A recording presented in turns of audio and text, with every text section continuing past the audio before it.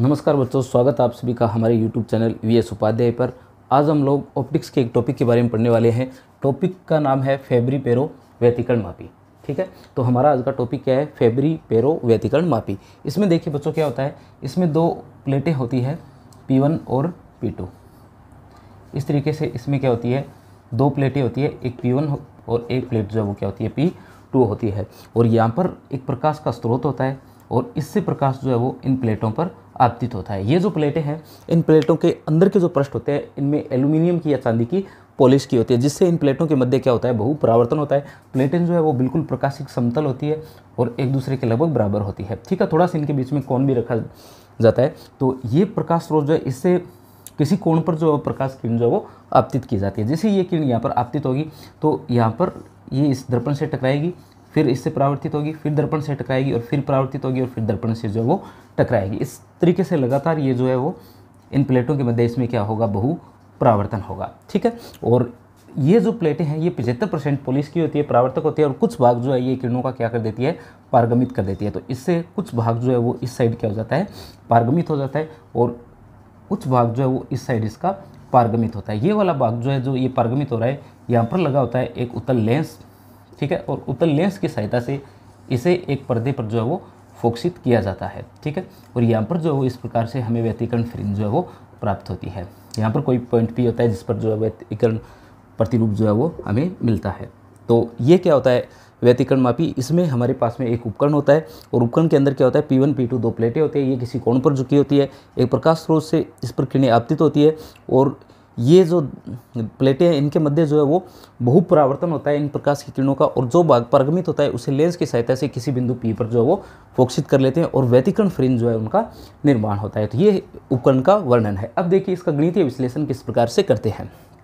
तो देखिए गणितीय विश्लेषण के लिए सबसे पहले हम लोग ये डायग्राम बनाते हैं। ये प्लेटें P1 और P2 का डायग्राम है, और ये जो सोर्स है, ये सोर्स जो है S, यहाँ से जो है वो प्रकाश जो है इन प्लेटों पर आपतित होता है। जब ये प्रकाश इन प्लेटों पर आपतित होता है तो ये जो पृष्ठ है, यहाँ से इसका कुछ भाग जो है वो पारगमित होता है और कुछ भाग जो है वो परावर्तित होता है, यानी कुछ भाग जो वो रिफ्लेक्ट होता है और कुछ भाग जो है इसका ट्रांसमिट होता है। ठीक है, तो R और T जो है, R और T जो है ये हमारे पास में परावर्तन गुणांक और पारगमन गुणांक है। R जो है वो क्या है, परावर्तन गुणांक है, और ये जो है वो क्या है, पारगमन गुणांक है।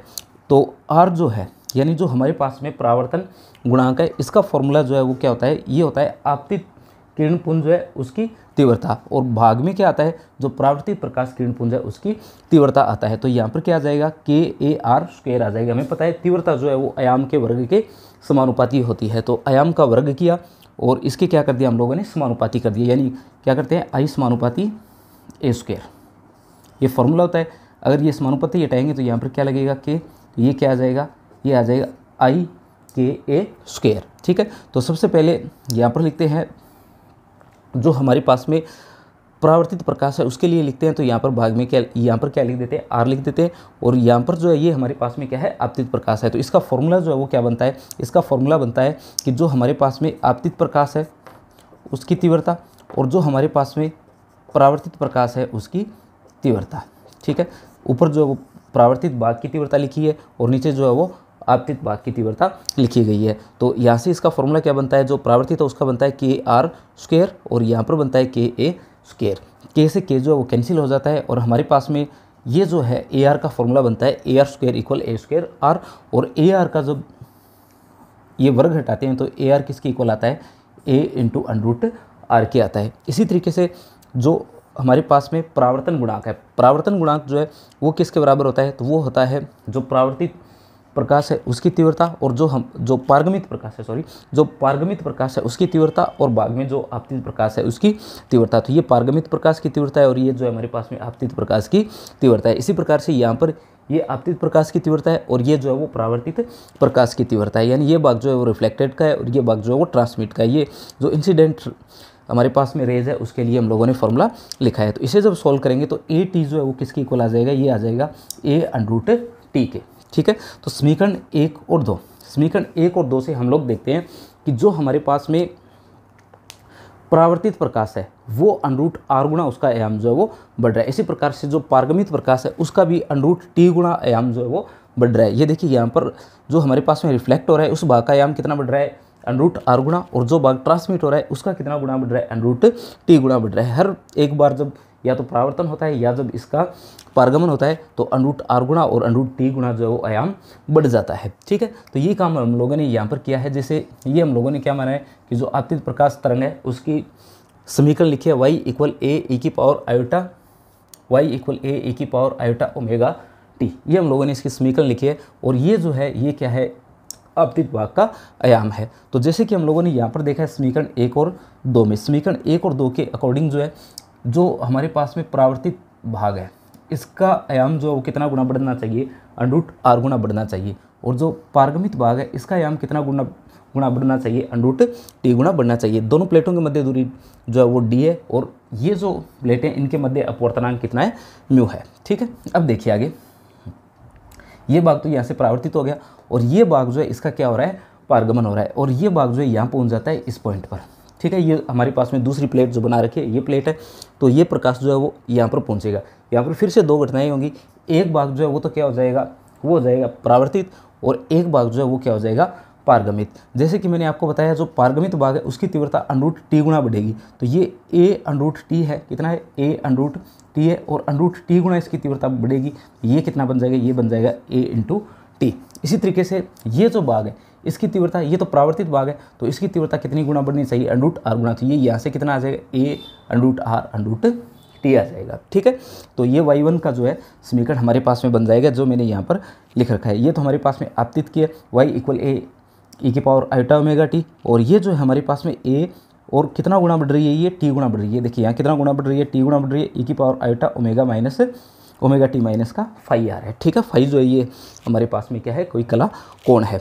इसके बाद में देखिए, इसके बाद में ये प्रकाश किरण जो है ये तो यहाँ पर पारगमित होगी, ये भाग जो है ये क्या हो रहा है, परावर्तित हो रहा है, और यहाँ पहुँचता है प्लेट P1 पर। जैसे ये देखिए यहाँ पर ये फिर से क्या होगा, फिर से यहाँ पर दो घटनाएं होगी, इसका एक भाग जो है ये तो क्या हो जाएगा, परावर्तित, और एक भाग जो है वो क्या हो जाएगा, पारगमित। जो भाग परावर्तित हो रहा है वो कितना गुना बढ़ेगा, वो बढ़ेगा √r गुना। तो √r गुना जो है उसका मान हम लोग अगर बढ़ा देंगे, कौन से भाग का बढ़ाना है, हमें बढ़ाना है उस भाग का जो हमारा क्या हो रहा है, यहाँ पर परावर्तित हो रहा है। जो भाग हमारा पारगमित हो रहा है और जो भाग हमारा परावर्तित हो रहा है, तो ये भाग जो है ये तो क्या हो रहा है, यहाँ पर पारगमित हो रहा है, और ये भाग जो है ये यहाँ पर क्या हो रहा है, हमारा परावर्तित हो रहा है। जो परावर्तित भाग है उसका तो कितना गुना बढ़ाना है, जो परावर्तित भाग है यहाँ से हम लोग देख सकते हैं, जो परावर्तित भाग है उसका तो √r गुना बढ़ाना है, और जो पारगमित भाग है उसका √t गुना बढ़ाना है। तो ये हमारे पास में अब आपतित किरण होगी, ये भाग जो है वो कौन सा है, ये भाग हमारा पारगमित है, तो इसकी तो तीव्रता कितनी गुना बढ़ानी पड़ेगी, हमें √t गुना बढ़ानी पड़ेगी। तो यहाँ से √t गुना इसकी तीव्रता बढ़ाएंगे तो a√r तो आ ही आएगा,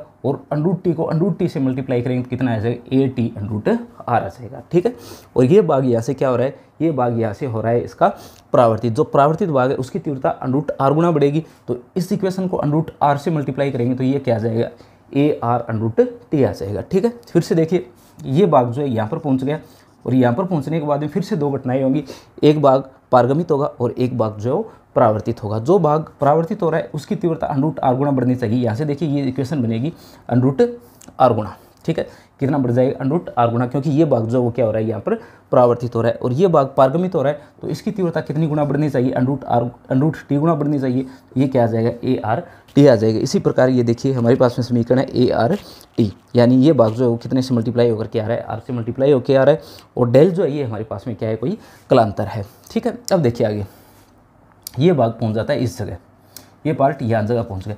यहाँ पर फिर से दो घटनाएँ होगी, एक भाग का पारगमन होगा और एक भाग का परावर्तन होगा। जो भाग पारगमित हो रहा है वो कितना गुना बढ़ेगा, √t गुना बढ़ेगा, तो ये जो है √t जो है वो क्या बन जाएगा, t बन जाएगा, और ये भाग क्या बन जाएगा, √r से मल्टीप्लाई होगा तो r² बन जाएगा। ठीक है, और यहाँ पर फिर से क्या हो जाएगा, इसका आगे से आगे चलती रहेगी ये समीकरण, आगे इसका फिर से पारगमन हो जाएगा, और ये भाग जो है वो क्या हो जाएगा, परावर्तित हो जाएगा। इस प्रकार से हमारे पास में समीकरण 3, 4 और समीकरण 5 जो है वो प्राप्त हो जाती है। ठीक है, इसके बाद में देखिए आगे, अब अध्यारोपण का सिद्धांत लगाते हैं, तो y = क्या आ जाएगा, y1 + y2 + y3, और ये आगे से आगे समीकरण हमारे पास में बन जाएगी। सभी इक्वेशंस जो है उससे हम लोग क्या कर देते हैं इसमें,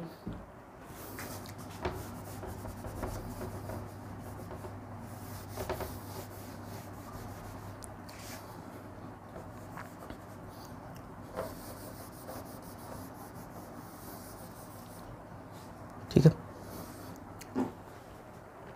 सभी इक्वेशंस जो है उनसे हम लोग y1, y2 और y3 की वैल्यू पुट कर देते हैं, तो ये समीकरण हमारे पास में बनती है। इसमें से ये पार्ट जो है वो क्या आ जाएगा, कॉमन आ जाएगा, क्योंकि ये सभी पार्ट में आ रहे हैं। देखिए यहाँ भी आ रहा है, यहाँ भी आ रहा है, और इसमें भी आ रहा है, और आगे से आगे ये आता भी जाएगा। तो ये पार्ट हम लोग क्या कर लेंगे, यहाँ पर कॉमन ले लेंगे, तो ब्रैकेट के अंदर जो है वो ये टर्म हमारे पास में बन जाएगी। ये देखिए ये आगे जो है वो एक गुणात्मक श्रेणी बन रही है, और इसका जो सारो अनुपात निकालेंगे तो इसमें इसका भाग लगाएंगे तो इसका सारो अनुपात आएगा r e⁻⁻⁰ आयोटा और डेल आएगा। ठीक है, इसका फॉर्मूला क्या होता है, a/1 - r होता है। प्रथम पद जो है इसका 1 है, तो यहाँ पर क्या लिख दिया 1, a की जगह 1 आ गया और 1 की जगह 1 ही है, और स्मॉल r जो सारो अनुपात है, इसका सारो अनुपात कितना आएगा, r e⁻⁻⁰ डेल आएगा। ठीक है, अब देखिए अब हम लोग इसे लिखते हैं y = a t, कितना लिखते हैं, y = a t, और अपॉन में ये लिख देते हैं 1 - r e⁻⁻⁰ डेल।